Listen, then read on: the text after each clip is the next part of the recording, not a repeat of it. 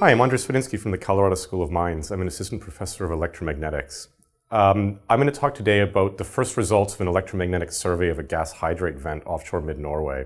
And this is collaborative work I've done with several of my colleagues around the world. Various group from Germany and also from Southampton. So Sebastian Holtz, Malte Sommer, Marian Jägen, and Christian Byrne, they're all at GMR, which is a marine research institute in Germany. And Karen Wittermeyer and Eric Attias, they're in the University of Southampton.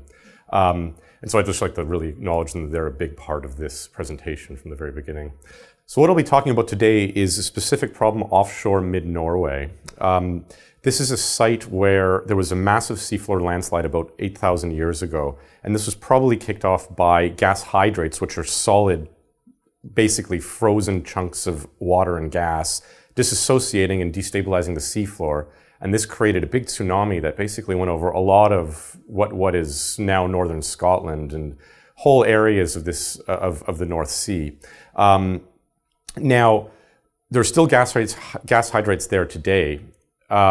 And we find them up in the north slope of this basin, this Mura basin where we had the Storegga Slide. So there's this area where you can see the BSR distribution. The BSR is basically a seismic indicator of the fact that there are hydrates there. But what we're going to be talking about today are electromagnetic methods to explore and look at these hydrates in more detail. So this is some pre-existing high-resolution 3D seismic and OBS seismic data. Andrea Plaza-Favarola did a really good thesis on this, specifically looking at the seismic data offshore Mid-Norway. And so her thesis is a fantastic resource if you want to know more about the background of the geology and all the seismic work that was done in this area before. So what I'm showing here are basically two different resolution seismic surveys done basically in the same area. And the one thing I really want to point out on this slide are these vertical features on the seismic section, on the upper seismic section. And these are basically wipeout zones where there was some sort of fluid flowing up or gas hydrates forming, and these basically destroyed the sedimentary layers all the way through, and you can see it almost goes all the way up to the seafloor. Now, this is a very interesting exploration target because it could still be filled with free gas or gas hydrate or something not normal, not a normal sedimentary layer. But when you look at the seismics, you can't really tell what's inside of these wipeout zones or these chimneys. And this is another set of seismic in Parasound, which is a very, very high resolution seismic kind of seafloor scanning device of a particular chimney in this area. Now, you can kind of see that there are all these layers, and I've indicated the BSR, which is a particular layer showing the base of the hydrate stability zone. There are all these different layers, and then there's this chimney that wipes out all the seismic layers. So this is a really interesting target to say, well, hey, what's going on inside of these layers? Is there free gas in there? Is there gas hydrate in there? Is there nothing in there now? Was it something that happened a long time ago and now it's all gone? And it's very difficult to say what's happening with the seismic when you look at this. But hopefully with other data sets, other geophysical data sets, we can determine, we can have a better idea of the story of what was happening in some of these vents. So there was a cruise that was performed and it came out of Iceland and it cruised all the way around Mid-Norway and all the way down to Stavanger. And there's a site, Nyega, which is where the Storegga Slide was, and that was one of the working areas for this cruise, and this was done back in 2012. So on this cruise, multiple geophysical equipment was brought along, EM instruments, seismic instruments, all sorts of things. And what I'm going to talk about today is the EM experiment, which was done on this cruise at this particular site where that landslide was and where that particular vent CNEO3 was, which I showed on the previous slide. So now, just to get into a little bit more of the instrumentation and the actual experiment, there's many different ways you can do marine EM on the seafloor. And the way that we do things is a little bit different than what's conventionally done. We drop receivers everywhere on the seafloor, and while many people might tow a transmitter behind a ship, or they might tow everything on one cable, we actually bring our transmitter down on the seafloor and transmit a particular current into the ground, pick it up, and then transmit a different polarization in the ground. So basically lifting up the transmitter antenna and putting it back down again 90 degrees with respect to the first transmission. And then we move this transmitter around all over the place and do the same process. What I'm showing here is a remotely operated vehicle, which is basically just a seafloor robot, which has the transmitter antenna put on it. And it's taken down to the seafloor, and it's driven by a pilot who's on the ship, and he moves around and he puts that transmitter down and he moves it all over the place. So at GMR, there's been a lot of work done with this type of system. Now, there are different ways specifically you can do this. You can use an ROV, but you don't always have an ROV on the ship. So there's other ways you can put your transmitter down on the seafloor, and I'll show that in future slides. But the one thing I want to point out about this is that there's multiple benefits to doing it this way, is that it's very good for small-scale targets, like a chimney, versus something like a really big oil field where you'd want to have a large-scale type of system. You can use it on sites where there's very rugged bathymetry if you can pilot this ROV or however you're going to deploy your transmitter in the right area. And then you get very interesting geometries, very highly three-dimensional coverage of the seafloor when you do this experiment. So just to recap something that I did last year for the EAGE, and this is a presentation that I gave in London in 2013. This is also available online on the expanded abstracts. We used the same experiment to image a mud volcano offshore Egypt. So the one thing I want to show is the experimental geometry, which is shown on the left side figure. And we've got a bunch of black X's, which represent all the transmission positions. So this is where the ROV went down on the seafloor, and it transmitted current into the ground at a particular frequency and on and off. The current was turned on and off. And the white boxes represent all the receiver locations. And so these receivers measure both the electric and the magnetic fields on the seafloor. So there's all these different transmission positions and then several receiver positions. And so there's a lot of data that comes out of this. And it's a fairly awkward looking survey geometry, but that's kind of on purpose because this mud volcano was so circular. Now, on the other side of the figure, what we've got here is an apparent resistivity map. Now, more red represents more resistive zones. And if you've got something like free gas or fresh water in the sediments, then you're going to have an increased resistivity of the sediment. So you can see almost immediately here, just looking at the data, and this is a really quick transform of the data, that there are these red zones in the center of the mud volcano. And this indicates that there's probably some free gas down there in the pore space. And then around the edges, it's more blue, meaning it's more conductive. And there's probably less free gas or fresh water. There's something interesting in this mud volcano. So, on to Norway again, back to Norway. So this is just a bathymetric map of the seafloor around this vent CNE03. All these yellow squares are transmitter positions. And so this is a little bit more of a regular grid. The transmitter was moved all the way up, and then it was moved all the way back down, and then all the way back up again. And the red squares are receivers, which were dropped on the seafloor right around this chimney. And so, again, the experimental design was sort of thought through to really image what was happening inside of this chimney. Now, the old way of doing this was to drop receivers on the seafloor off the side of the ship, and you can see these arms on the receiver, and that's what's on the left side of the figure.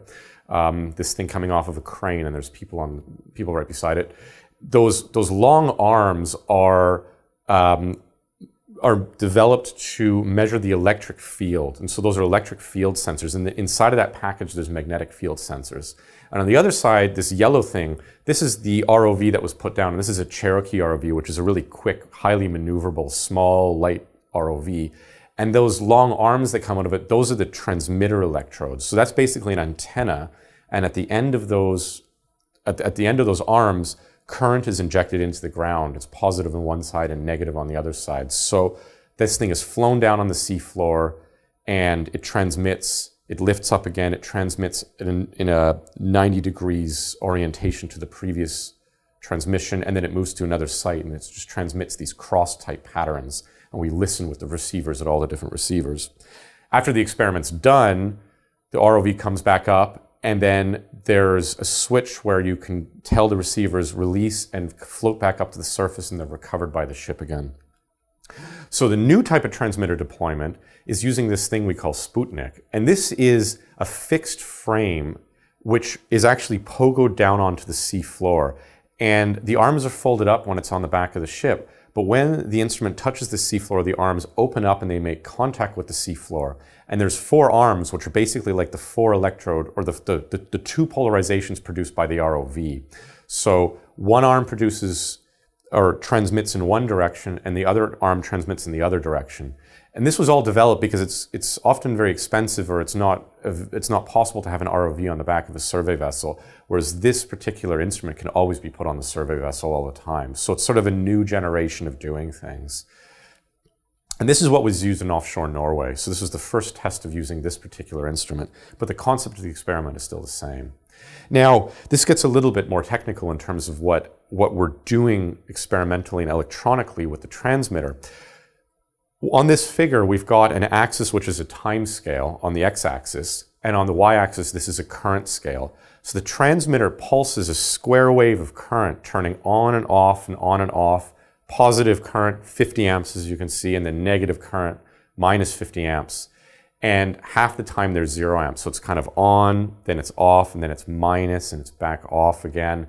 And this is done over a period of 4 seconds. And so the full square wave cycle is 4 seconds. And so this is the reason we do this basically is so now we have electromagnetic induction, because we're changing the current, which goes into the earth, meaning we change the magnetic field, which is produced by that current system. And therefore we also change the electric field, and our receivers record something which is proportional and indicative of the electrical resistivity of the subsurface. So now, this is what the receivers see. So this is one single receiver, and it has 2 arms on it, if you remember from that one picture. And the one upper figure shows the electric field, which is recorded on one arm, so EX we call it. And then the lower figure shows the electric field recorded on the other arm, which is EY. And so this is sort of just a quality control check that we see the electric fields we hope to see when we're transmitting this periodic current into the seafloor. Now, when one does an experiment like this, and as I was saying earlier, this isn't quite conventional marine EM, it's sort of non-conventional geometry, a non-conventional acquisition. You get something like a geometric mess, because you end up with all these transmitters, and there are these cross patterns, and the reason they're cross patterns is because there's transmission in one direction and there's transmission in the other direction. And then you have all these receivers, which are also cross patterns, because each arm is orthogonally measure electric fields in one direction and the other direction. And so you end up with this sort of mess of, well, how do you come up with a way to deal with the data and compare apples to apples? Now, one way we thought of working with this is creating a rotational invariant, which doesn't care about the way that the transmitters and receivers are rotated with respect to each other. So what I've got on this figure here is just a single transmitter-receiver pair. Now, for each transmitter-receiver pair, there are 4 measurements. There is a measurement from the first transmitter polarization, or the first antenna direction, to the first receiver direction, or the first receiver arm, I should say. And then there's another piece of data which is from the first transmitter position to the second receiver arm, and then likewise with the other with the other transmitter position, but the 2 receiver arms again. So there's basically 4 combinations you get out of this. And each of these E11, E12, E21, and E22, these are time series, just like what I showed in the previous slides. So that it's not just a single piece of data, but there's a full time series corresponding to switching on and off and on and off and on and off this transmitting current. So now when we do this, or actually I'll go back here, when we put these 4 measurements at any given time into a matrix and take the determinant, this determinant is invariant with respect to rotation. And so now our geometric mess isn't so messy anymore. And our transform data doesn't really depend on polarization or on rotation anymore. So we've simplified the data set to one level, that we've removed out the rotations. Now this is just a little bit of theory, and this is basically the only slide that has any math in it in this presentation. When you do EM, you're dealing with a diffusion equation. Whereas when you do something like seismic, you're dealing with a wave equation.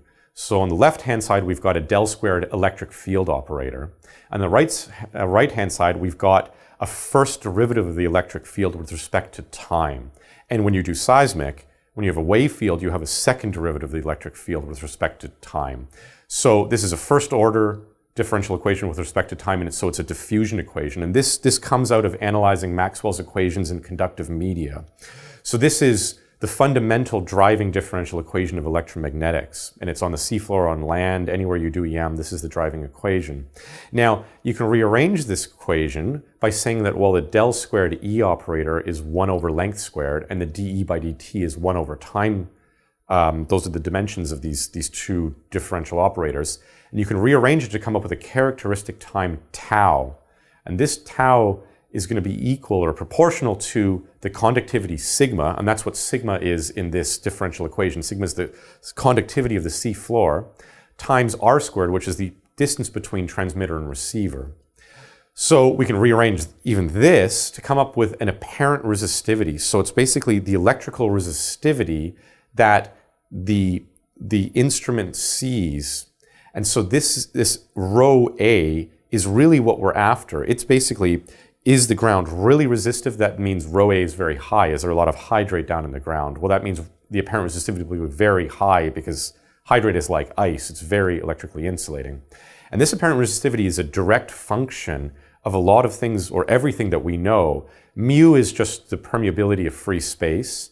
R squared is just the transmitter-receiver offset squared. Tau is a characteristic time we pick directly from our data, and I'll show this in the next upcoming slides. And C is just a calibration constant, and it's going to be the same for the whole survey. So all we do is if we choose a different C, we shift all our data up or down, and it creates a static shift basically to the apparent resistivities. So here's an example of real data that we get after we do a lot of processing to that time series I showed earlier. So now on the x-axis I'm showing time. This is now a log time scale.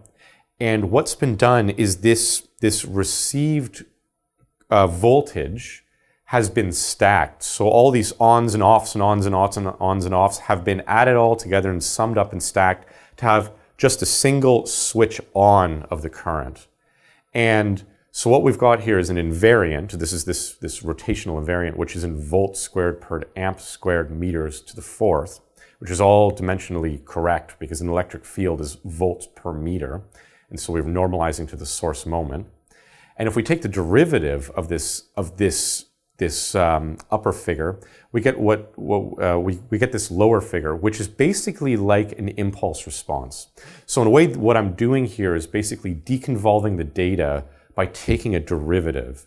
And that's basically taking off the fact that we have a step function and we're turning on the current rapidly, and we're removing that step and saying, well, what does the impulse response look like instead?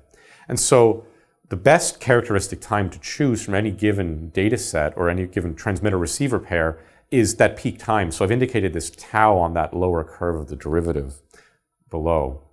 Now, here's a bunch of receiver gathers that I've stacked together and I've bunched together for the Norway experiment. So on the y-axis now, I've got time, but this is a dimensionless time, which has been normalized to the characteristic time that it takes for the energy to travel through the sea water. So that's what sigma 0 is, and that T naught is equal to mu sigma 0 r squared. Now that characteristic time also has the transmitter-receiver offset in it, which is r squared. So all the offset has been removed out of this in a sense. This is almost like doing an NMO type of thing in a very, very vague sense. But we're trying to remove out the fact that the further apart you take the transmitter and the receiver, the longer it's going to take the signal to get from the transmitter to receiver. So this is a normalized time scale. And also, this impulse response has been normalized to the peak value. So it's very similar to what's done in Seismic in a sense, that we're really looking at the arrival times here. And any difference you see in arrival times on this receiver gather is attributed to the fact that there's probably a change in seafloor conductivity. If the seafloor is more conductive, it takes longer for the fields to diffuse from the transmitter to the receiver. And you can see that in that previous equation I showed, the differential equation, that when sigma gets larger, things move slower. And that's just a basic fact of the electromagnetic diffusion equation. So there's lots and lots and lots of curves stacked on top here, and that's because there were lots and lots of transmitter positions and only 6 receiver positions. So these are what one single receiver sees from many, many, many different transmitter positions. So in a sense, it's a lot like a receiver gather in seismic.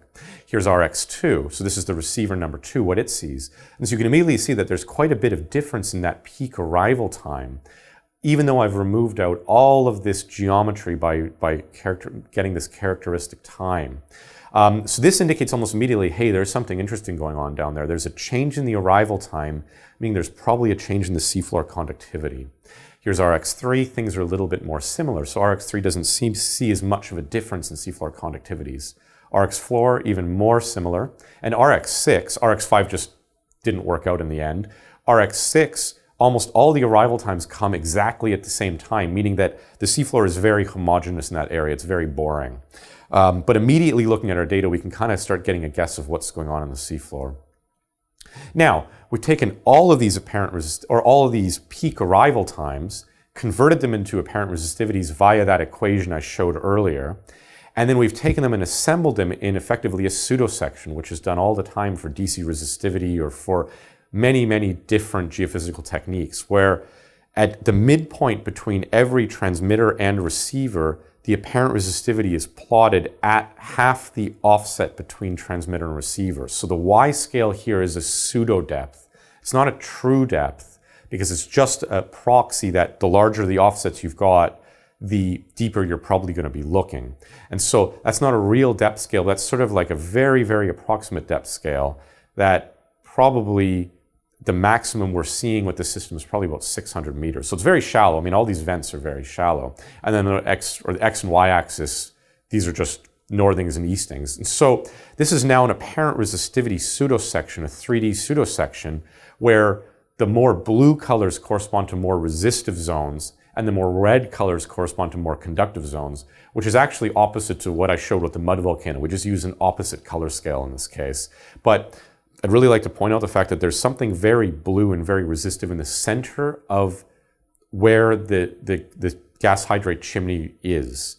And so those 5 black squares are the receivers, which are put around in a ring around the chimney. And so right in the center of that ring, you see this blue zone, which corresponds to the CNEO3. So it's interesting that the seismic shows this blanked, wiped out structure. And our data also suggests that, hey, there's something really resistive there as well.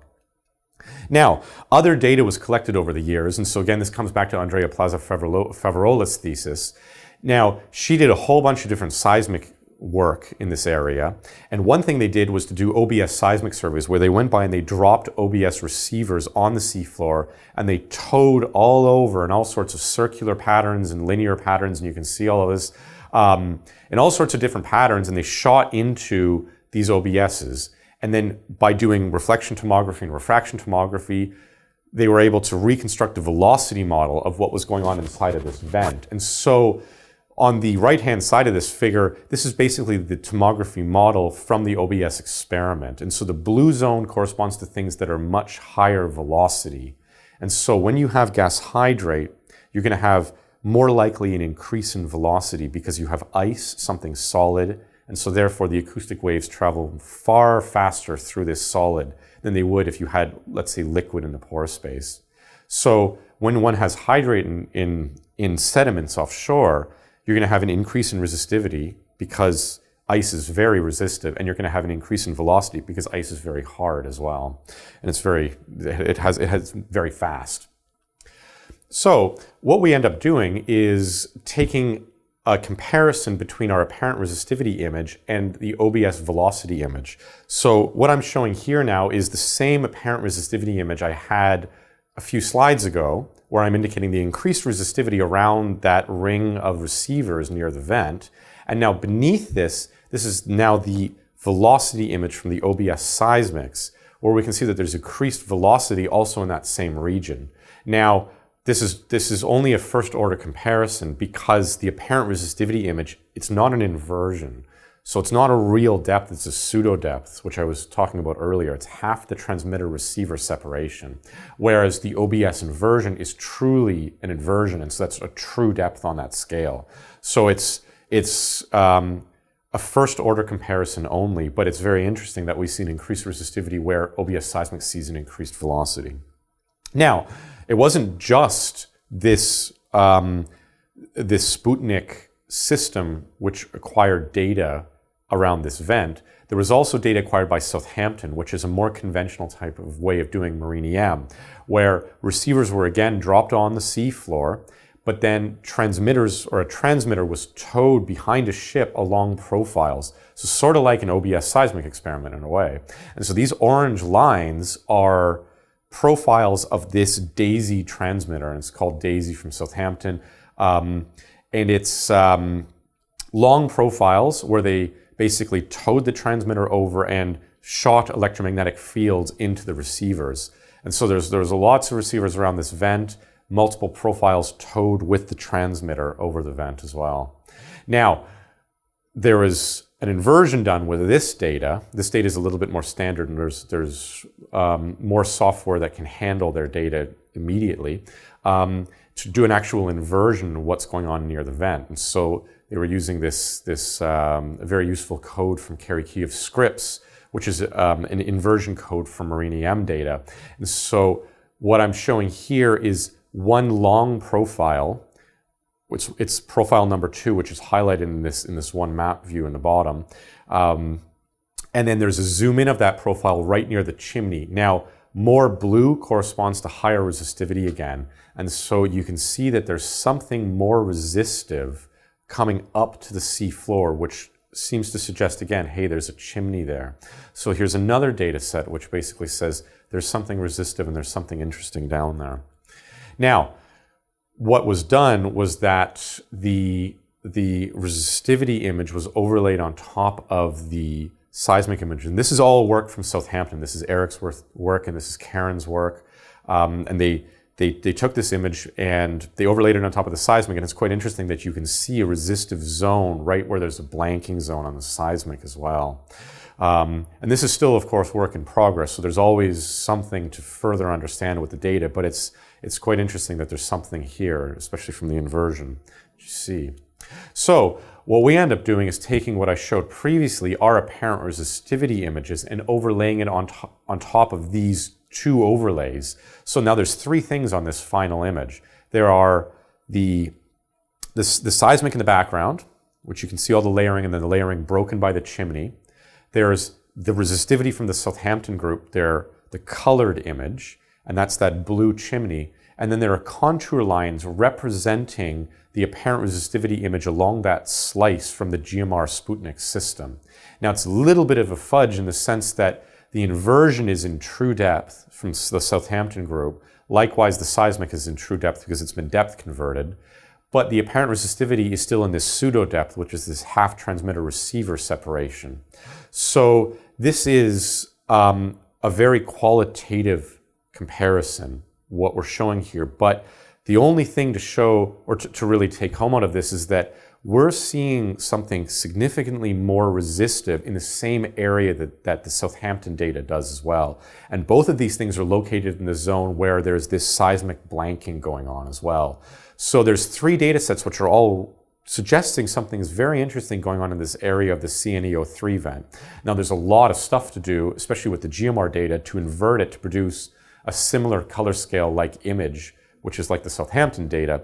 But it's a very reassuring, at least to us, first order check of our data to say, hey, we see something down there and there's something resistive, there's something interesting down there, and it corresponds to 2 other data sets. So just to wrap this up, there's 2 completely different EM acquisitions that were done around this CNE03 gas hydrate chimney offshore Mid-Norway. They both indicate there's something resistive down there. And these resistive zones, they coincide with zones of seismic blanking from reflection seismics and also high velocity anomalies from OBS seismics. So the full geophysical picture here is starting to come together a little bit from all these different geophysical methods that were performed. But a lot of more work has to be done. So especially with the GMR Sputnik system, these are just images that are apparent resistivity, quick maps of things. This data needs to be truly inverted for 1D models, full 3D models, to get something more quantitative out with this small scale system. And ultimately the plan is to do joint inversions to actually invert this seismic data together with the electrical data or the electromagnetic data to come up with a common model which satisfies all of the data and gives us one common picture of the subsurface of this chimney. So I'd like to acknowledge several people or several groups for sponsoring this work. The BMBF, which is a German Ministry of Education, and Sugar 2, which is a particular group which sponsors gas hydrate research. Also the Excellence Cluster of Future Ocean for their support. And we'd also like to thank the crew of the Meteor who helped us out during the field work. During this cruise.